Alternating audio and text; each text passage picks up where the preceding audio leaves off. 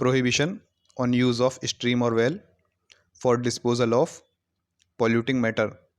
यदि किसी polluting matter, प्रदूषण करने वाले मैटर को किसी स्ट्रीम या फिर वेल में डिस्पोज किया जा रहा है, डाला जा रहा है, तो इस चीज़ के ऊपर क्या प्रोहिबिशंस हैं, क्या प्रतिबंध हैं। स्ट्रीम होता है आपका बहता हुआ पानी, जैसे नदी, नाले या फिर नहर। वेल हुआ आपका कुआं। Water prevention and control of pollution act के सेक्शन 24 में कहा गया है, कोई भी व्यक्ति किसी स्ट्रीम, वेल, सीवर या फिर लैंड पे कोई भी पॉइजनस, नॉक्शियस या फिर पॉल्यूटिंग मैटर ना तो डाल सकता, ना ही इस चीज़ को परमिट कर सकता। पॉइजनस हुआ आपका जहरीला, नॉक्शियस हुआ आपका हार्मफुल, हानिकारक, और पॉल्यूटिंग हुआ आपका प्रदूषण करने वाला। और दूसरा इसका पॉइंट है, कोई भी व्यक्ति किसी भी स्ट्रीम में कोई ऐसा मैटर नहीं डाल सकता जिस मैटर के कारण उस स्ट्रीम का, उस नदी का फ्लो इम्पीड हो रहा हो, उसका प्रवाह बाधित हो रहा हो, जिसके कारण पॉल्यूशन बढ़ रहा हो।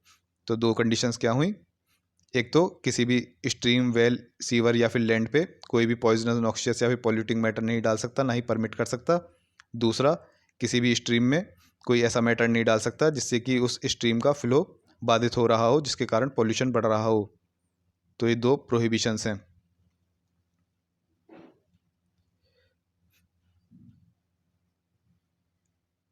इन प्रोहिबिशंस के अंदर कोई व्यक्ति गिल्टी नहीं माना जाएगा यदि वह ये नीचे दिए गए कार्यों को करता है। इन कार्यों के अंतर्गत वह व्यक्ति गिल्टी नहीं माना जाएगा। ये कार्य कौन से हैं? यदि कोई व्यक्ति कोई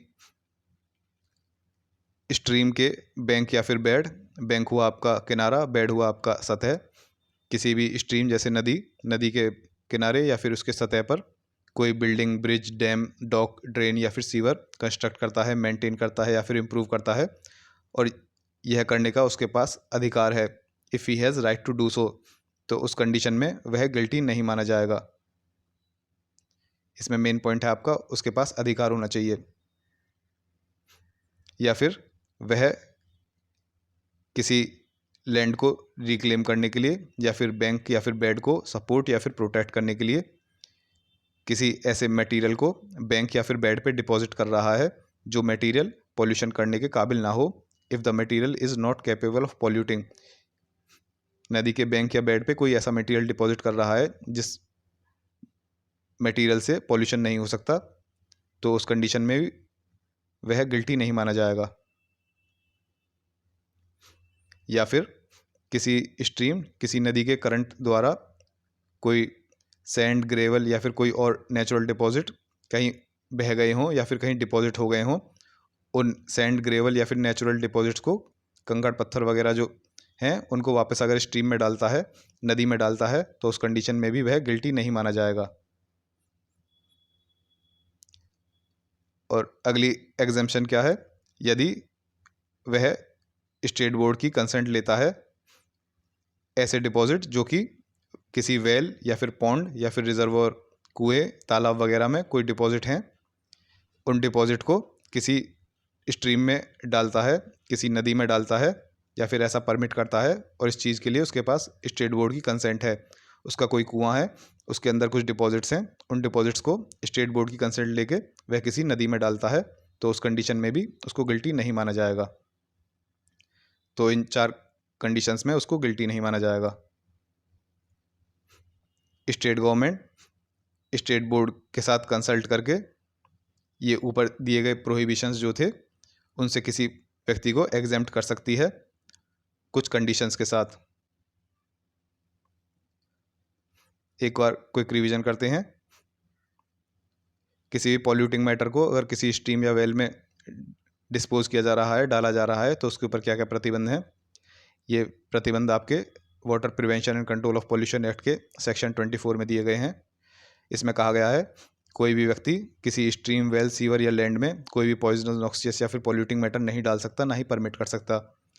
और इनके अलावा कोई और मैटर जो है किसी भी स्ट्रीम में नहीं डाल सकता जिस मैटर के थ्रू उस स्ट्रीम, उस नदी का फ्लो, उसका प्रवाह बाधित हो रहा हो, इम्पीड हो रहा हो, जिसके कारण पॉल्यूशन बढ़ रहा हो। तो ये दोनों चीज़ करने पर प्रतिबंध है। इन प्रतिबंधों के अंतर्गत कोई व्यक्ति गिल्टी नहीं माना जाएगा, दोषी नहीं माना जाएगा अगर वह यह नीचे दिए गए कार्यों को करता है। ये कार्य क्या है?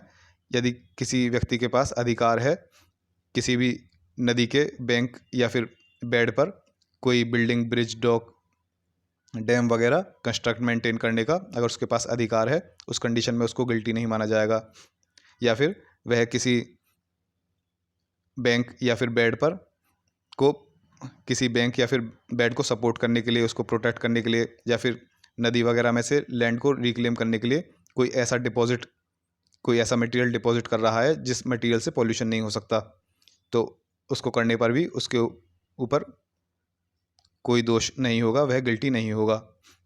या फिर नदी के द्वारा, स्ट्रीम के करंट के द्वारा कोई डिपॉजिट वगैरह कहीं फ्लो हो गया हो या फिर कहीं डिपॉजिट हो गया हो, जैसे सैंड वगैरह, कंकड़ पत्थर वगैरह कहीं बह के चले गए हों, कहीं डिपॉजिट हो गए हों, उन कंकड़ पत्थर को वापस स्ट्रीम में, नदी में डाल रहा है कोई व्यक्ति, तो वह भी गिल्टी नहीं माना जाएगा, दोषी नहीं माना जाएगा, क्योंकि स्ट्रीम के करंट के थ्रू वह कहीं चले गए थे, कहीं डिपॉजिट हो गए थे, उस व्यक्ति ने तो उनको वापस स्ट्रीम में ही डाला है।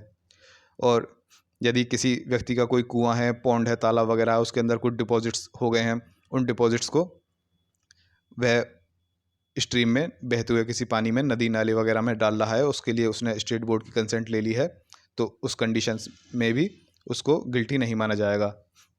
तो ये 4 कंडीशंस होगी। एक तो उसके पास यदि राइट हो, दूसरा मटेरियल पॉल्यूशन करने के लायक ना हो, तीसरा स्ट्रीम के करंट के द्वारा कहीं डिपॉजिट हो गया हो, चौथा स्टेट बोर्ड की कंसेंट ले ली हो स्ट्रीम में कोई डिपॉजिट डालने के लिए।